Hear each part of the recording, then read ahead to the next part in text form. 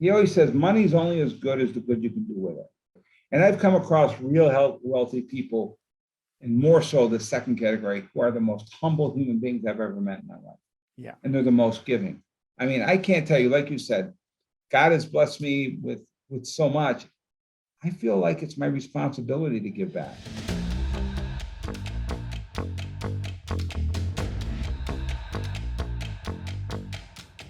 Welcome to the Break Free Podcast.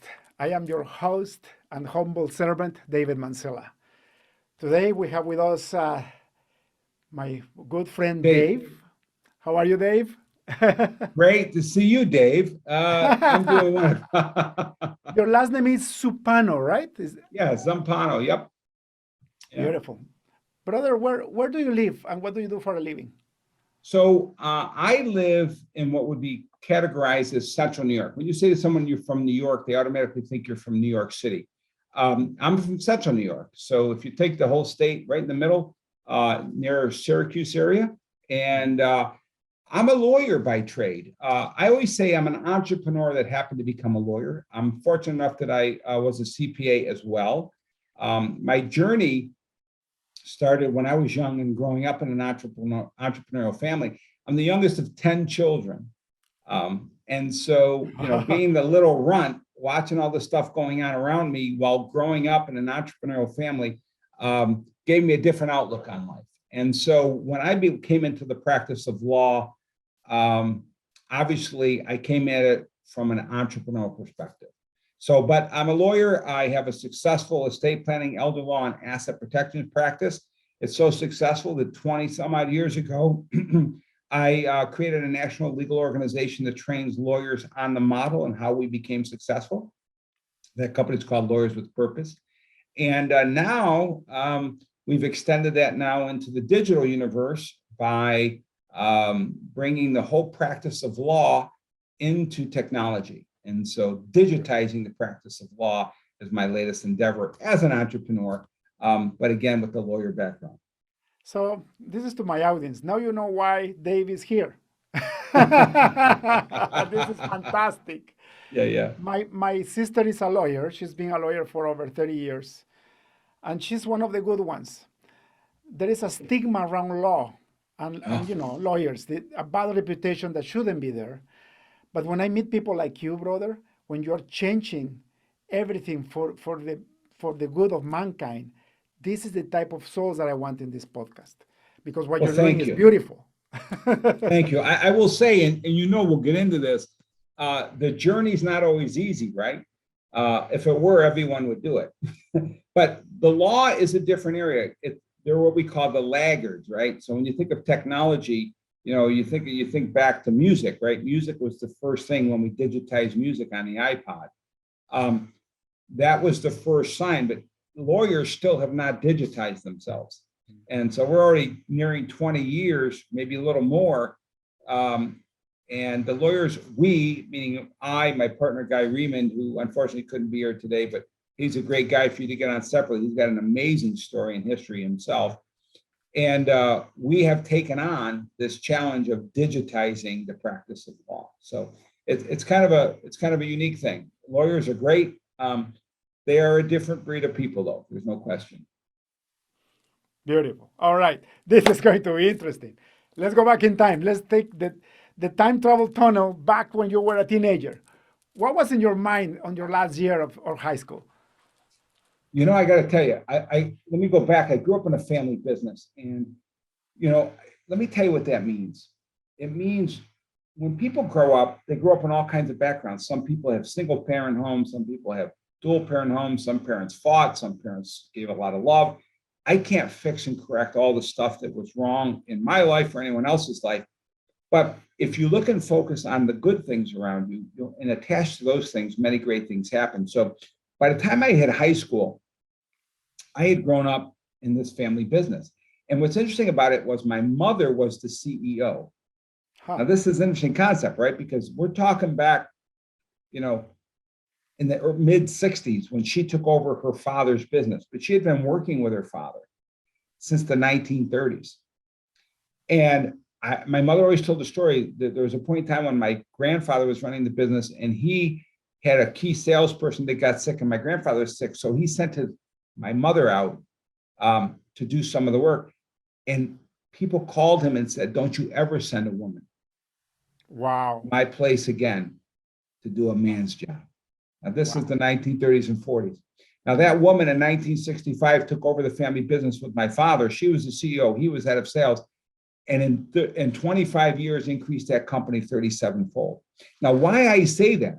Because that was my life. I didn't know any different. I grew up in a household. I'm the youngest of 10 kids. There's 8 boys, 2 girls.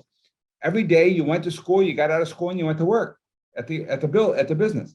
And so I got to sit and listen. As the youngest, I got to sit to listen to my parents and how they interacted with each other. My dad, the head of sales, running, really being the main salesperson. My mom being the CEO, running all the other stuff. And you really got, just by osmosis, you started to see these different interactions and what they meant. By the time I got into high school, I always did decent in math. And so, believe it or not, I took to accounting. I was like getting hundreds. I'm like, this is cool. It's so simple, right? And other people hear accounting and they go, oh my gosh. Yeah. And it just made sense to me. So when I came out of high school, I went to college and I decided I always wanted to be a lawyer, but I'm like, well, maybe I want to be an accountant. By the time I graduated college, right? So I come out of high school wanting to become a lawyer, but finding that accounting was really my thing. I got into all the business courses. And by the time I graduated college, I was applying for law school, but I had so many offers from they called it the Big 8 at the time, the 8 largest accounting firms in the world. Now there's 5, but there used to be 8. And I think there's 4 now. There used to be 8. And I had 3 or 4 offers. I'm like, and the head of my college career placement said, are you interviewing for Big 8? I said, what the hell is Big 8?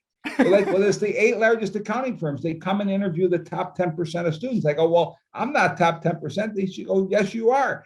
See, I never did school to be in the top 10% or 2%. I just did school and I loved it and I enjoyed it. And I did well at it on those courses that I enjoyed. And that's a key lesson, I would say, David. I don't know what your thoughts are on this. Pay attention to the things that come easy to you. Because that's what Dan Sullivan would call is your unique ability. The things that come easy to you, most people discard them. And I've said things to my nieces, nephews, and even my own kids, and they come back and say, Dad, I can't believe it. It's so true.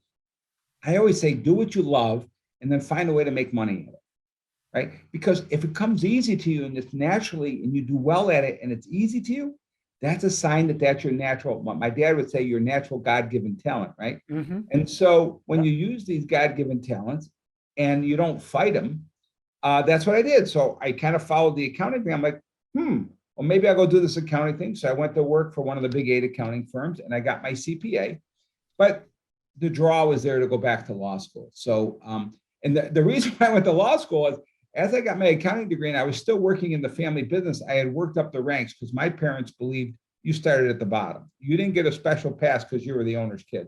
It was probably the opposite. If you were the owner's kid, you had a harder path. They held us to a much higher standard, and which I thank them for, by the way. But as I was coming through, I was then became responsible for all the public relations and all the legal in the company, the family business. I couldn't get lawyers to return my phone calls. So I said, pardon the expression, I said, screw them, I'll go learn it myself. So I went to law school.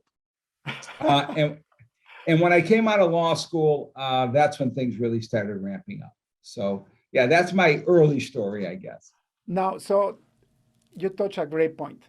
People have this limiting belief that comes from the past, by the way, where you have to work hard and it has to be very hard and you have to grind until you make it. Now, after 50 years in this planet, I realized that was BS. Yeah. Yes, you have to be disciplined, you have to be diligent, but when you do what comes easy to you and you focus on growing that skill, oh boy, there is only abundance to you, right? Yeah, I love the word abundance. You know, you're right. So let's talk about hard. If you're working within your unique ability or your God-given talents, it's not hard. What's hard is this. The challenges that you're going to be faced with, the world hates, and I hate to generalize, but the world hates people who are confident. The world hates people who are trying to change things. The world hates change, right? It resists it naturally. So the challenge is when you're a little bit out there and you have some unique ideas, you're going to get challenged all along the way. It doesn't make anything any harder. It doesn't make what you're doing harder. What it does is it shifts and it becomes a huge distraction, doesn't it, David? It's just a distraction. Like, man, I just want to go create all this value, but all these people are creating all this noise, right? So I agree, you're right. It should never be hard. There are challenges along the way. And I think it's your mindset, your willingness to understand what those challenges are and to show value to overcome them. Because, everything's about a value proposition, right? You think about your spouse, anyone, your kids, right? Everything's a value proposition. What do you give and what do you get in every relationship? So, and you know what? Like, I hope my audience is not getting confused. All I'm saying is that when you love what you do, you will never work a day in your life. Exactly. But the challenges is what takes us to the next level. All those problems, Yes. all that noise, right? When I got the most noise in my life, I realized that I was making my own noise. I was my biggest enemy, right? Yeah. And that's what I call the mindset shift, right?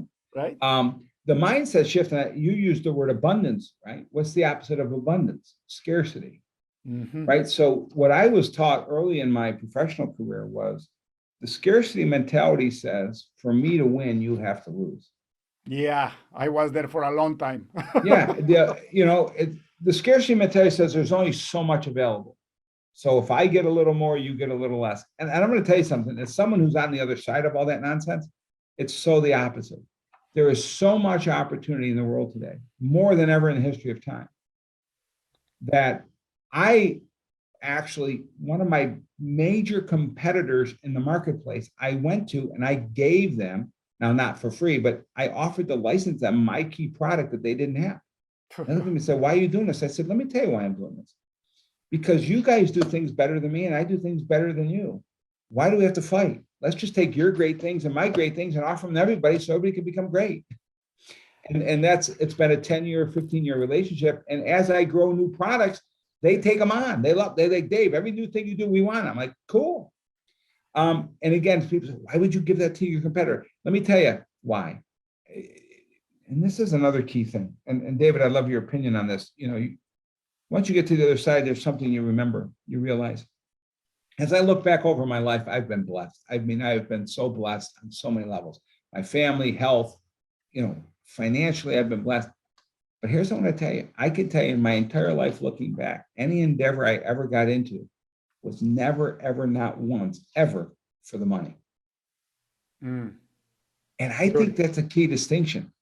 What people have to understand is if you get into something for the money, don't even start. You're dead in the door. But if you get into it for something of value and purpose, guess what happens? Money becomes a byproduct of it. So the more value you create in the world, not the value. And again, here's the other thing. I love this. I referenced Dan Sullivan. For anyone who doesn't know, he runs Strategic Coach. I've been with him for 20 some odd years. An incredible human being, how he looks. Thanks. But he always says very simple words. He says, pay attention to the check writers, right? If I think I'm awesome, that's great. But if no one's writing me a check for it, no one else thinks I am. Now, that's not good or bad. It's just, if I'm a value creator, in the end of the day, why Elon Musk is worth billions of dollars is because the world has set a value at what he's created. He didn't wake up and say, I want to become a gazillionaire. No one does that I know. Anyone I know successful never woke up and said, I want to just have gazillions of dollars. No. What they say is, I have a vision. I can create something to make this situation way better, way easier. You know what? I see my mother suffer in nursing homes. What can I do to make nursing homes better? I've seen my dad suffer with back problems. What can I do to create a device to help his back better, right? This is where people make money, right? What's Elon Musk doing? What's Jeff Bezos doing? What are they all doing? They're solving problems that the world is presenting. And the byproduct of solving problems and creating value is money. And the world will let you know how valuable your value is. And that's the other thing I would say. Don't ever get caught up on what you think your value is. You're a very simple perspective. Your value is actually determined by other people, not by you. But you should always maintain a personal self-image that's strong. So even when you make mistakes and even when people don't value what you do, you can take what they give you as constructive information to make the next attempt better. That's why entrepreneurs fail more than they succeed, right? Entrepreneurs just keep trying, but they don't just try blindly. They listen and pay attention to the lessons learned along the way. And you know us when we're successful, but you don't know all the things that I did in my past that screwed up royally, right? But it's how I approached those screw ups and how I looked and learned from them.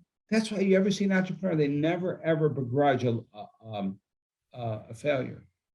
To them, it's a life lesson. And you know, I agree 100% of what you said.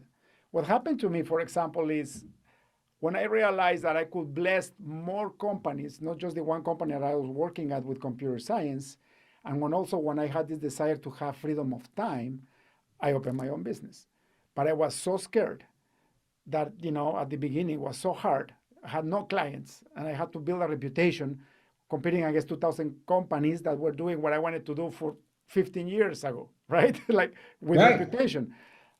So the scarcity mentality sinks in, and then that fear starts growing. I call it the seven-headed monster, right? So it's this monster starts growing heads like ego, like pride, like greed, like envy, right? Yeah. And before I knew, I was more trapped in the jail that I made myself than in the jail that I thought I was when I was a corporate employee. You become your own worst enemy. Yeah. I wanted to bless more companies, and I wanted to have more freedom for myself and my family. All I did was make more money, and then I got into the money-making part, and I forgot the time freedom, and I forgot about my family. So it became greed and envy, right? Yeah. I want to be the best. Yeah. Competition was every day for me. Who's doing better than me? You know? Yeah. Now I cross the river, though. I call it crossing the river, and I know that heaven on earth is across that river, in the other side of the river. But when you're in the middle of the river and the water is almost drowning you, you think I will never get there. But once you get there, you realize that all there has ever been is co-creation, which is what you're talking about. Because we're here to co-create, to conspire together for a better good, right? Yeah. And I want to anchor something you said, David, because I think it's actually brilliant. It's very hard for people to understand what you said in this concept, to really understand it. We're our own worst enemies. If you're not your biggest fan, who is going to be, right? And that's really the key thing. We torture ourselves so much more. Now, again, I've been fortunate along the way. I was never one to torture myself. I never really doubted myself, but I was never really arrogant either, because if you're arrogant, that's the other problem. Then you're not seeing what's around you. I was always, the phrase I like to use is a lifetime learner. I love learning. Still in my day, if I'm not learning something new every day, it's a wasted day. Mm-hmm. And the only way you realize you learn something new, and this is gonna be a tough one for people, is to, and again, I'm gonna say this probably not politically correct, but shut up and listen. Mm-hmm. People look at me and they want to hear from me. They want me to talk. Dave, tell me how you did. Tell me how you did that. And I want to hear about them. Because every person I come across, there's something about them that I don't know. There's something that they know that I don't know. And I want to learn what they know that I don't know. Because I know what I know, but I don't know what David Mansilla knows. But if I can come to know what you know, and then I say, holy crap, you know all that. Well, let me tell you what I know. If we put those two I knows together, we got a holy crap, right? But if we're not listening, if we're not asking questions, and it really comes down, listening comes in the form of first asking the question. How do I, right? How do I learn more? How do I know more? Don't ever assume you have all the answers. As soon as you do, shut the door. I mean, it's a waste of time. So it's really learning and discovering what each individual has that you don't. What do they know that you don't? So that when you can add, and again, I always do this, right? What's 1 + 1? The natural answer is 2, but it's not. What's 1 + 1? Look again. It's 11. Yes. Right? It's exponential. It's exponential. It's 11 when it's the right 1 + 1, right? Yeah. And that's really what life is about. If you stay in your God-given talent and you do what's easy for you and you're really good at it, and you hang with people that are using their God-given talents and are really good at it, but it's different than yours, and then you hang with another person that's really good at what they do and it's easy to them and it's really cool, but it's different than yours and the second person's, look what starts to happen. Yeah. That's how these people become. Look, any successful person I've ever met will always tell you it's the people. I could tell you it's not me. It's not me. My success, your success, I think you'd say the same. It's not me and you. It's the people who we hang with. Who was it? It was somebody, I don't know who's noted for this. I don't know if it was Jack Welch or one of those other ones, but they said your success in life will depend upon the 6 people you spend the most time with. Yeah. And it's so true. If you hang with, pardon the expression, dirtbags, who all they do is wake up bitching about how the world is unfair to them, guess what your life's going to look like? Exactly. A life where people shitting all over you all the time. But if you hang with people that everything they see around them is opportunity and gifts and greatness and blessings, guess what you do? You become grateful. And in that gratefulness and in that insight, you begin to become a value creator. Okay? So pay attention to who you hang out with. I think it's a good indication of your success now and in the future. And I think that's true in your personal life and your professional or business life. Which is, we only have one life. I came to realization that, like vacations and this and that, I'm like, yeah, you have to need a good balance, but you have a life. You have 24 hours in a day. Right. Right? You don't have a professional life or a personal life. You have a life. Yeah. The Right? trick is managing that life, right? I know, getting back to me being a lawyer, the divorce rate in the world is near 50%. I think it was 50 or 52% last I looked. If you look at the divorce rate among lawyers, it's near 60%. Wow. Well, and again, it's a simple answer. It's a failure of work-life balance. But what you have to understand, I love what you just said, we don't have a work and a life, we just have life. And if we overemphasize any part of our life, my daughter got married a couple of years ago, and what I shared in the toast to them was, someone's going to tell you that a successful marriage is based on 50-50. And I'm here to tell you that that's just not true. I've been married 32 years, love my wife, we've got a great life. And I can tell you it's never, ever been 50-50. It's been 60-40, 80-20, 20-80, 10-90, 90-10. It's never 50-50. It goes to, and here's what I say, life is a series of finance. If you just look at finance, life is a series of deposits and withdrawals. In life, when we interact, we make deposits to people. But when we interact, we also make withdrawals. If you look at your bank account and your withdrawals exceed your deposits, what happens? You go bankrupt, right? Well, that's what happens in personal relationships, right? If your withdrawals in your personal relationships exceed your deposits, you go bankrupt and you get divorced. If in your business, your withdrawals with your employees exceed your deposits, you don't have employees. And if you don't have employees, you don't have a company. So really, life success is about hanging with people that bring you up, not down, and then really making sure that you're always making more deposits to others than withdrawals. Beautiful. And we were talking about all this incredible wisdom, and it turns out that you can simplify it in a simple universal law. I'm following my life this way because it makes you aware. So basically what the law says is you shall receive whatever it is that you give. But the law is neutral. You give hate, you receive hate, right? Yeah. You give love, you receive love. You give abundantly, you receive abundantly. It's that the law is, it cannot be broken. It's like the law of gravity, right? So that makes you aware of how you're behaving every single moment of your day, right? David, I've been interested in your comment. I'm gonna modify your statement because I love your statement, and it immediately triggered something for me that's been true in my life, and I'd be interested to see if it's true in your life. I'm gonna up the ante in your conversation that you get what you give, right? I'm gonna say that's not been true for me.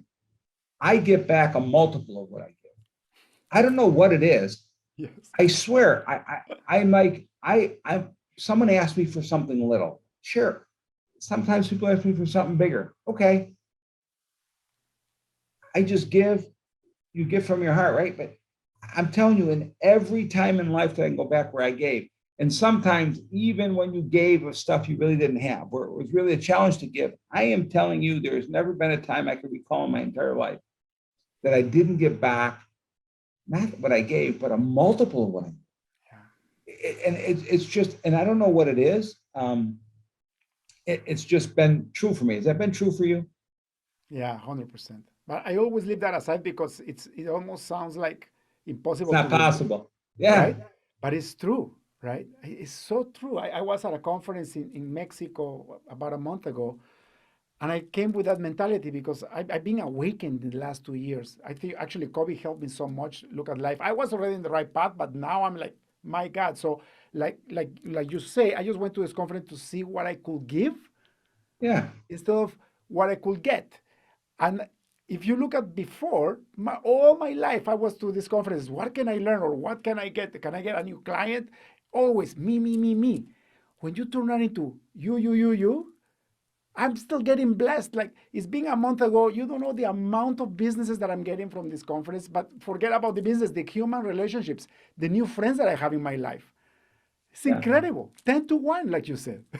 Yeah, it really is. I'll give you a quick example. What changed my life, I was a successful attorney. My practice was growing at 40 to 50% a year. I mean, it was just growing beyond, and I had, I was a solo attorney. I didn't have what's called the big fat gray haired guy in the corner. And so I had to find I found a national legal organization, right? So this is like 1998, 1999. And the first thing I got access to was a listserv where you can type something on and you got all these attorneys from all over the country. Like, oh my gosh, this is awesome. Well, I became part of this organization and we would meet quarterly for a week and we would learn new things about the law and we would interact and do different things. Within a year, they designated me as an outstanding member. Like, Dave's really rocking. I'm like, what am I doing? Well, in a weird way, the head of the national organization came up to me and said, Dave, listen, you're doing something so unique. Everybody's talking about it, because I would just talk to people, you talk in the hallways. Hey, what are you doing? Oh, here's what I'm doing. What are you doing? Well, whatever I was saying it got all the way up to the head of the organization. Says, Dave, would you be our keynote speaker next quarter at the session so you can share what you're doing? I'm like, yeah, I'd love to help people. Be happy to. So I get up there and I speak, and I'm actually credited with being the founder of the Medicaid practice industry. Like, so when your parents or grandparents want to protect their assets and, not have the nursing home take it all, I'm actually the founder of that whole conversation that started right here. That's what I was doing. And I was like, nobody does that. So here I am. I'm giving this presentation to probably 600 lawyers. And I'm like, cool, there, I helped them all. I left the platform. They were following me in the bathroom. It was like crazy. They were like, Dave, you got to tell us more. You got to tell us more. So here, I'm going to get to the point, which brings all the things we just talked about into a real life story. So after that event, the head of the national organization came to me and said, Dave, the membership's rebelling. They want you to train them how to do it. Because the national organization didn't even know what I was doing. They're like, what are you doing? And I was the first attorney they'd ever hired outside of their own employees. They contracted with me independently to train their members. So I created a program to train their members. Now watch this. When we created the program, you know what I did? I said to the head of the organization, said, how much is it got to be? I said, let's figure out the least expensive we can make it. Let's make it so cheap that everyone can make it. Now, I could have said, hey, I got the information, you don't. Let's jack this baby up. That's not what I did. It wasn't about the money. It was like, okay, these people want to know. There's a million of people out there in the world that need to know this. I'm one lawyer. I can't do it all. So I created a 3-session program. And it was $500 a session. We got it down the cheapest way we could. So people say, well, Dave, why'd you do that? Well, you know what the result was? We had hundreds of members sign up. I'm like, oh my gosh, this is crazy, right? So when you do the math of hundreds times, 100 people times $500 is $50,000, right? 200 people, right? That per session, that becomes real money in 1999, right? 2000. And so what I learned was by pushing it down as low as I could, it created abundance. And that's why I say, I always have gotten look, I didn't know it was going to do that. I was truly doing it just to give. I'm like, look, this is the minimum I can do it for. I got people I'm paying to help build this. I got time I'm taking away from my practice to teach this. So this is the minimum I could do. And what happened was I got the maximum. I mean, I got way more. And then what happened is 2 other national organizations said, hey, will you come teach our organization? And it all happened from giving. Yeah. And giving, sharing my talent. It wasn't hard for me. I knew what I was doing it. but the sharing, that it just comes back a multiple. So it's hard. People that don't think that way naturally are naturally suspicious of it. But I would say trust that if you really give from the heart, and you're a heart guy, David, you know that. If you give from the heart and without expectation of return, give what you can. Give what you can. Don't hurt yourself. Don't hurt your family in your giving. But give what you can give. And my promise to you is the payback will always be, and it's not always in money. It could be in relationships. It can be in insights that you gain, right? To change the way you look at life. There's so many things you get back from giving. It's really great. You know, it comes back to what you were saying before, right? Like money is just a tool. If you really think about it, like if you're money focused, you're gonna have a lonely life. You could be the richest, poorest person in the world. Well, right? It's funny. I'll give you some real substance to this. I'm an estate planning attorney.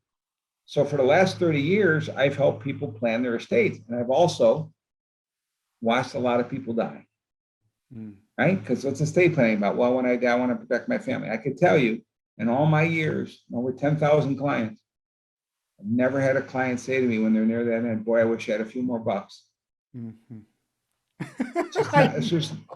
It's just not what they're saying to me. They're saying, you know, I wish I had a little more time with my kids. I wish I was a better dad. I wish I had more time to spend with my kids. You know, they're not saying money. And it's funny, society doesn't it drive people when they're young? It's all about money. And what I'm hoping they're getting from this conversation, David, at least my personal experience I'm sharing on this podcast, in my life, the greatest value has come from what I give, not from what I seek. Yeah. And I don't mean you get out, but I'm saying and again, it comes back to that God-given talent, that unique ability.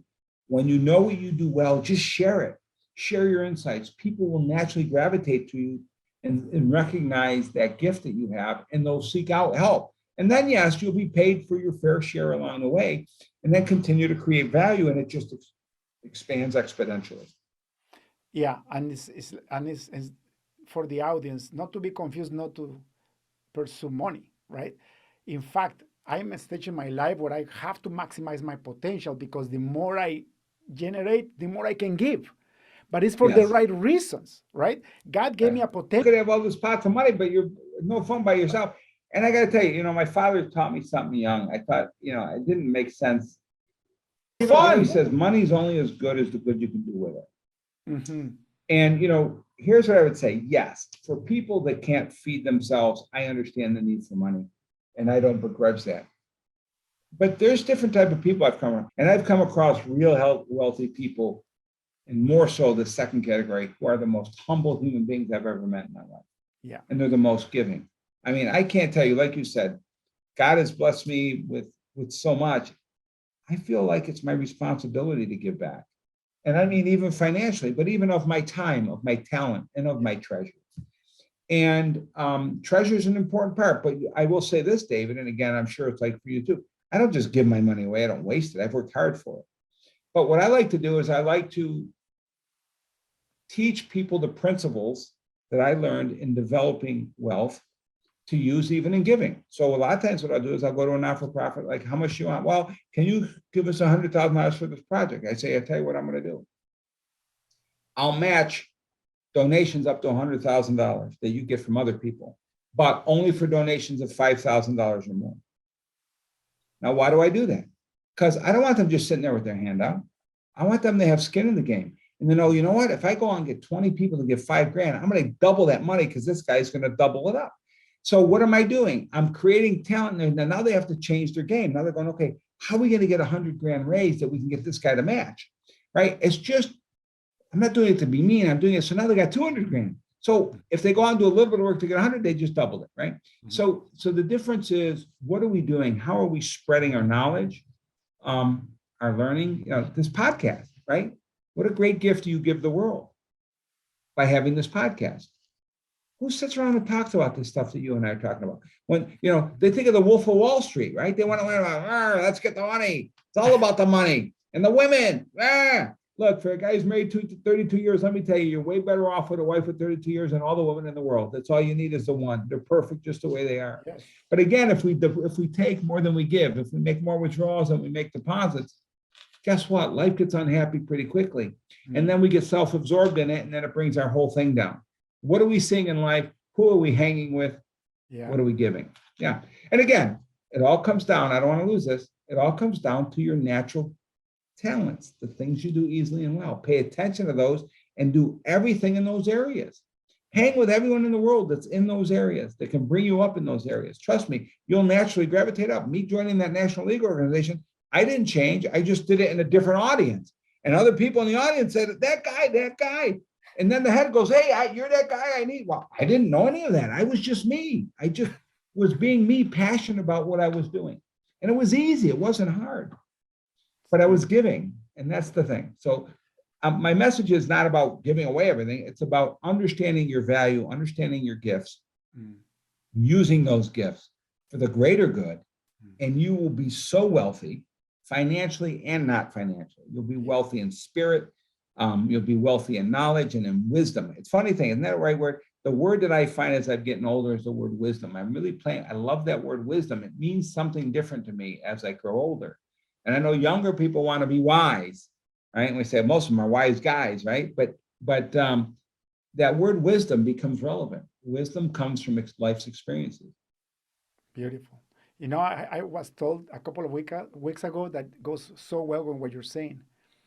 I was told that every single material possession that you have in this lifetime is going to belong to somebody else. But what you become, you take that with you. That one you get to take with you, right?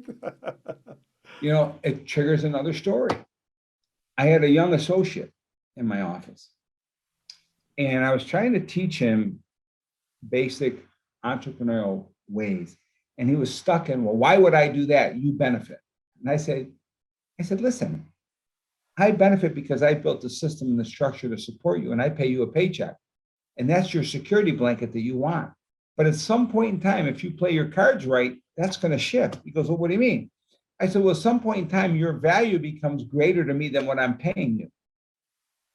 But it doesn't come greater to me if what I'm paying you, if all you keep doing is saying no because you're afraid of what I'm getting out of it. Trust me, I'm going to get what I get out of life because I'm a giver. People think them giving me something's going to help. I'm a self-creator. People who are self-creators don't need to be given anything. They're not looking to be given anything, right? But those people that come in and don't want to give everything, they're the people that they end their life the way they started it. And it's a funny story. There was an attorney that joined my organization, and he started with his partner, and they came into my organization and learned my systems and processes. And the one just freaked out and said, we can't do this. This is crazy. And he left the partnership and he went out and got a job in law. He became an corporate counsel. Fast forward 10 years. The guy that stuck with it and stayed in the entrepreneurial environment of building a law firm now earns more than $1 million a year net. And no, but here's a sad story. He met with his former partner who met with him. He says, you know, what you did is unbelievable. We both sat in that same room. We both heard the same story. We were both trained the same way. And I ran and you went with it. And now you're making $1 million a year. And I'm making 65 grand a year as a lawyer in the house counsel. 10 years later. Wow. And it's another story, right? It's just another story of how we want to view life. You want to close down and no, I got mine, you're in it. Give, right? If you got a talent, I always should tell my associate, if you go out and create a ton of money for me, guess what? Those relationships are yours, not mine. Mm-hmm. If you go out and generate the relationships that I'm benefiting from, guess what happens if you leave my firm? Do you think those relationships are going to stay with me? They're going to go with you. Yeah. So what? But guess, let me tell you the other side of it. If you go out and create all those relationships, it's making me a shitload of money. Guess what I'm going to do? I'm going to make you my partner. Because there's things I do way better than you, and there's things you do way better than me. We make great partners. And then we both win because you get from my abundance, I get from your abundance. And then we've got leverage because now if I want to go away, if he wants to go away, now we got support, right? But if we're going to stay close to the chest, if we're going to keep everything to ourselves, if we're going to measure everything we give for what we're getting, a long life. Yeah. Tell me about Guidr. Well, it's funny. Guidr's, I would say, my legacy project. I've been an innovator in the law since 2000. I innovated a new type of trust called the IPUG Protection Trust. People love it because it's asset protection, but they still get to control it and change it. So it's like, really, like, how can you do this? But I ended up writing a law review article. Then I was an innovator of building the first law practice management system in a technology. And then I was an innovator in 2013 of building that same law practice management system in a cloud-based technology that integrated the practice of law with the actual legal documents that we create. So it integrated, first one and still the only one that's done that in the industry. But as I looked around the world and I saw about the practice of law was getting chewed up by technology because you have all these self-help websites. And they're good because they bring the cost down, but they're bad because you're not getting legal counsel. Mm-hmm. And there will be people that get hurt because of that. So my next vision was, how do we bring those two worlds together? So Guidr is the way we do it. Guidr, your attorney, your way. What we realized is we had this vision and we already built it. We started building it. And then guess what happened? COVID happened right after, probably 6 months after we started this, and it just accelerated. And what's happened is two things. Technology is going crazy, AI, et cetera. But then COVID hit.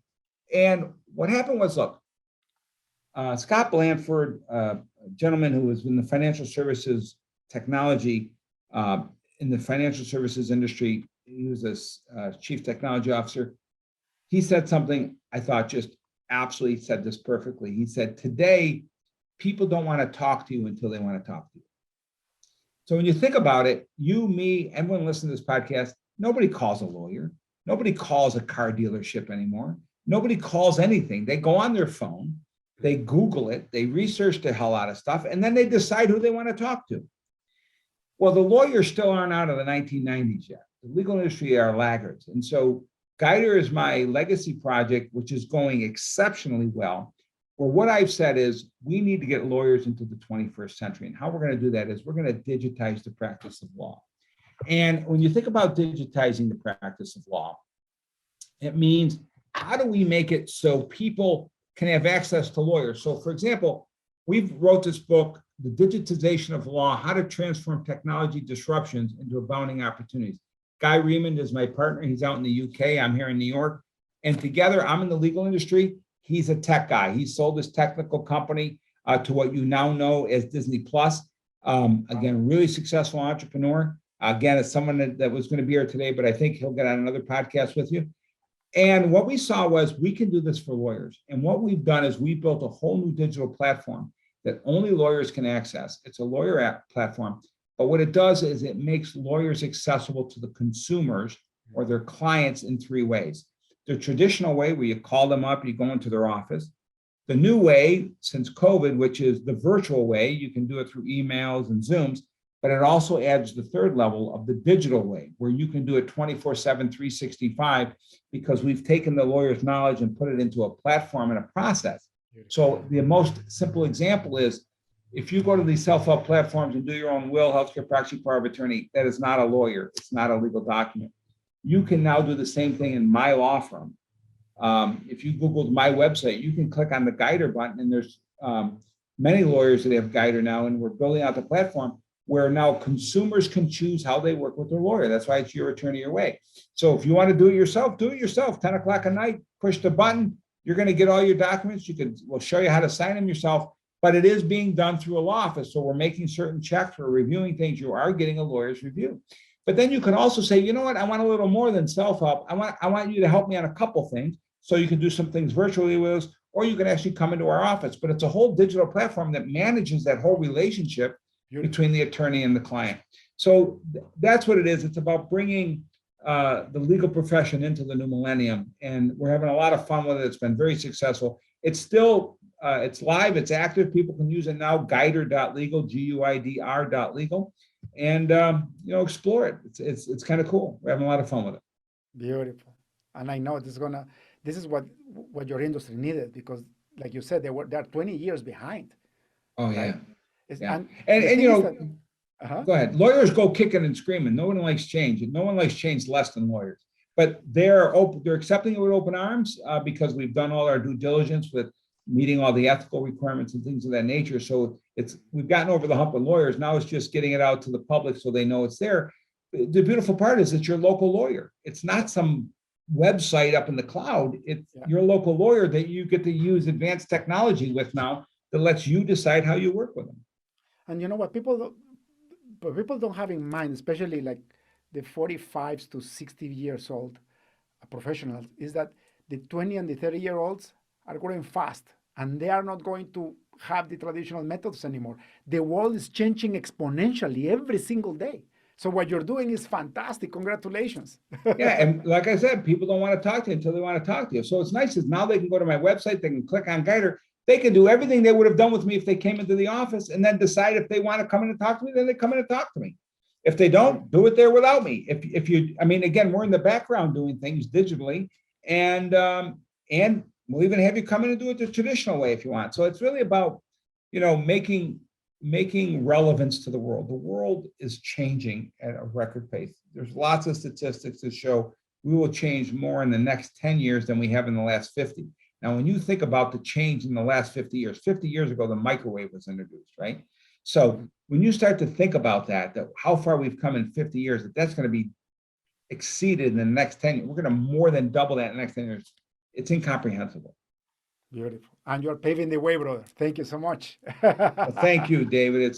I love talking to like-minded souls, Like I said, when you get to the other side, we're so thankful. We're so thankful, and we want to share that thanks by giving back. And again, I remain available. Anyone listening to this podcast who wants to reach out to me can reach out to me. My personal email is dzumpano@eplawcenter.com. Just put in the subject line. I get a lot of emails. You just put in the subject line the podcast name, and I'd be happy to talk to anyone, anytime. Beautiful, brother. One last question before I want to respect your time. And thank you for your time, by the way, because the only thing that I can never pay you back.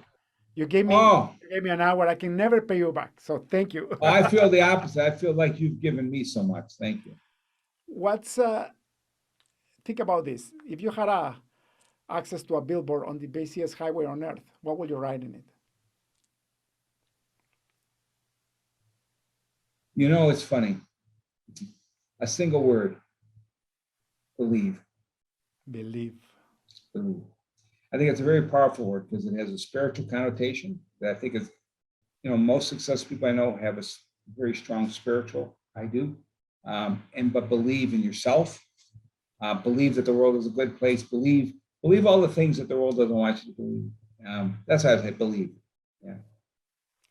Brother, thank you so much, Dave. Now you know why. Now I know why you have such a beautiful name. It takes one to know one, right, David? Yes, I'll send you all my love. God bless you. Have a Thank you wonderful very rest much. of the week. Cannot wait to meet your partner. He'll be with us in another podcast. And thank you so much for your time. Truly appreciate it. Thank you, David. That's all for today's episode of the Break Free Podcast. Head on over to iTunes and subscribe to the show. Starting your own business can be tough, but it doesn't have to be. Visit davidmansilla.com to pick up a copy of the #1 international best-selling book, Breaking Out of Corporate Jail. Expand what you consider to be possible and reach your full potential. And join us on the next episode.